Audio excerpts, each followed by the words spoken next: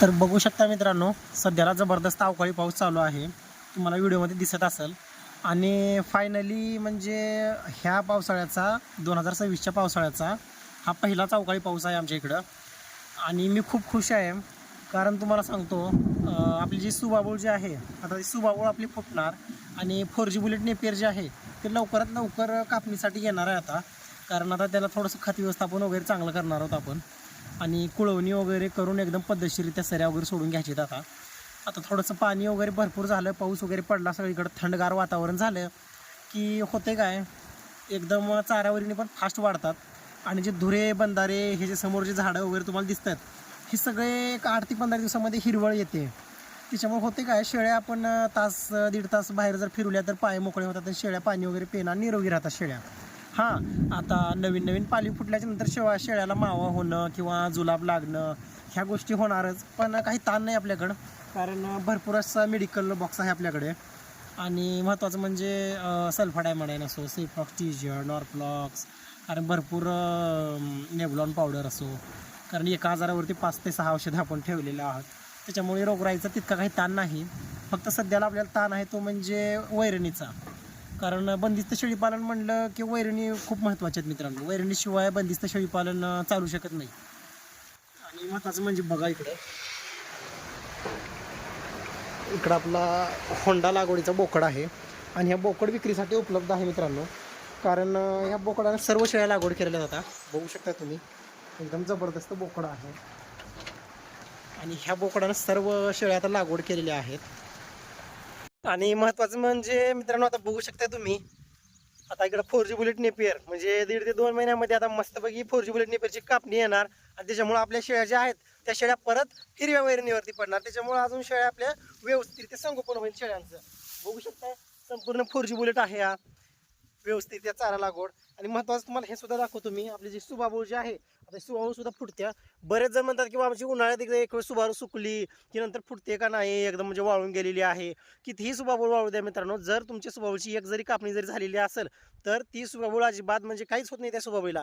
पाऊस पडला ऑटोमॅटिक सुबाबूळ म्हणजे पाली फुटत असते सुबाबूळला. बघू शकता, आणि तिकडची जी सुबाबूळ आहे ती सुद्धा सुबाबूळ 100% आता फुटत आहे मित्रांनो. तुम्हाला दाखवतो मी. आणि हे बघू शकता संपूर्ण सुबाबूळ. आणि आपल्याला काय करायचे आहे, स्मार्ट नेपियर तुती आणि दशरथ घासाची लागवड त्या सुबाबुळीमध्ये करायची आपल्याला, ते सुद्धा दाखवतो मी तुम्हाला.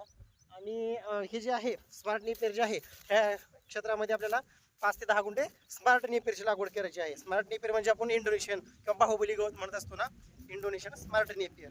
कारण कसं आहे, विषय चारा नियोजनाचा आहे. बंदिस्त शेळीपालन म्हणलं की चारा नियोजन परफेक्ट पाहिजे मित्रांनो. आणि एक गोष्ट मला लक्षात असू द्या की अवकाळी पाऊस पडताय, त्याच्यामुळे आपल्या शेळ्यांची व्यवस्थित काळजी घ्या, स्वतःची काळजी घ्या, जनावरांची. कारण तुम्हाला सांगतो, आपल्या ज्या शेळ्या आहेत फिरस्ती असो किंवा काही प्रमाणामध्ये अर्धबंदिस्त असो, आपल्या शेळ्या 4 ते 5 महिने ऊन खालेले असतात मित्रांनो. कारण उन्हाचा तडाखा आहे आणि त्याला उन्हाची सवय झालेली असते शेळ्यांना. अचानक जर ते भिजल्या तर त्या ठिकाणी म्हणजे शेळ्याच्या अंगामध्ये ताकद असली तर ठीक, समजा जर कमजोर जर शेळी असली तर ती शेळी म्हणजे रोगाला लवकर बाधित होते. सर्दी असो आणि पुढं मग ते काहीतरी अडचणी होणार किंवा तिच्या खुराचे वगैरे आजार येणार. ह्या ज्या अडचणी आहेत त्या अडचणी जर जास्त प्रमाणामध्ये झाल्या तर शेळीपालनामध्ये नुकसान सुद्धा होऊ शकतंय. त्याच्यामुळे कसं आहे, कोणताही ऋतू बदलते वेळेस, ज्या वेळेस आपण पावसाळ्यामधून हिवाळ्यामध्ये पडत असतो किंवा समजा उन्हाळा संपतो, ज्यावेळेस पावसाळ्याला सुरुवात होत असते त्यावेळेस हा जो कालखंड जो आहे 15 ते 20 दिवसाचा, हा म्हणजे थोडासा म्हणजे बऱ्याच प्रमाणामध्ये कठीण असतो. त्याच्यामुळे कसं आहे, आपल्या शेळ्यांची व्यवस्थित काळजी घ्या. काय अडचण असेल तर नक्की कमेंटमध्ये विचारत चला. आणि तुम्हाला दाखवतो मेन महत्त्वाचं म्हणजे आता ही सुबाबूळ बघा, जे जुने सबस्क्रायबर त्याला लक्षात आहे. तिकडे आपला फार्म ही सुबाबूळ जुनी आणि तिकडे ती नवीन सुबाबूळ. आता बघा, इथे तुम्हाला फुटवे दाखवतो मी. सावकाश फुटवे फुटत आहेत बघा. इथे बघू शकता तुम्ही, थोडे दिसत असले व्हिडिओमध्ये. खाली बसून दाखवतो मी.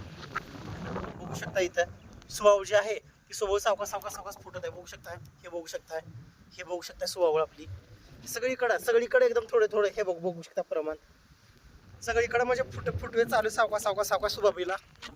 जवळ मरत नसते. आता महत्वाचं म्हणजे करायचं काय, ह्याच्यामध्ये अंतर झाले खूप जास्त अंतर झालंय. त्याच्यामुळे इथं काय करायचं, आपल्या इथं लागवड करायची दशरथ घासाची लागवड करायची व्यवस्थितरित्या. बघू शकता तुम्ही, हे बघू शकता फुटवे एकदम जबरदस्त फुटवे फुटत आहेत मित्रांनो आपल्या सुबाबीला. आणि ह्या सुबाबीची हाईट कमीत कमी म्हणजे परस 1.5 वर्षावरी म्हणजे 10 ते 15 फूट ज्या वेळेस होईल सुबाबूळ त्याच वेळेस कापणी करायची सुबाबूळची. एकदम जबरदस्त सुबाबूळ आहे आणि बिल्डर सुबाबूळ आहे. बिल्डर जाती सुबाबूळ आहे, संकरित सुबाबूळ आहे.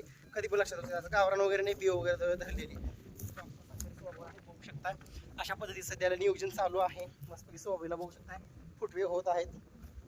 ठीक आहे, काही अडचणी असेल तर नक्की कमेंटमध्ये विचारत चला. भेटू पुढच्या व्हिडिओमध्ये. थांबू इथंच. तोपर्यंत जय हिंद, जय भारत.